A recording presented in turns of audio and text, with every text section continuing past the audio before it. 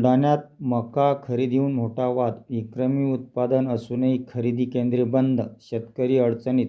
Advocate Jayashree Shelke यांनी मुख्यमंत्री देवेंद्र फडणवीस यांच्याकडे तातडीची मागणी केली आहे.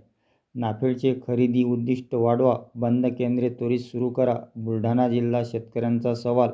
हमीभाव फक्त बोलताच का? अधिक अपडेट्ससाठी चॅनलला सबस्क्राईब करा. यंदाच्या हंगामात बुलढाणा जिल्ह्यामध्ये जवळपास 52,856 हेक्टर क्षेत्रावर मका पिकाची लागवड करण्यात आलेली होती आणि उत्पादनही अतिशय चांगलं शेतकरी बांधवांना यावर्षी मिळालं. जवळपास 20,61,372 क्विंटल इतकं विक्रमी उत्पादन बुलढाणा जिल्ह्यामध्ये मका पिकाचं झालं. परंतु आता मात्र नाफेडची सगळी खरेदी केंद्र ही बंद करण्यात आलेली आहेत आणि कारण सांगितलं जातंय की उद्दिष्ट पूर्ती झालेली आहे. मुळात 5,700 शेतकऱ्यांची जवळपास त्या ठिकाणी नोंदणी ही नाफेड खरेदी केंद्रावर करण्यात आलेली होती आणि अत्यल्प प्रमाणामध्ये उद्दिष्ट राज्य शासनाकडून देण्यात आलं.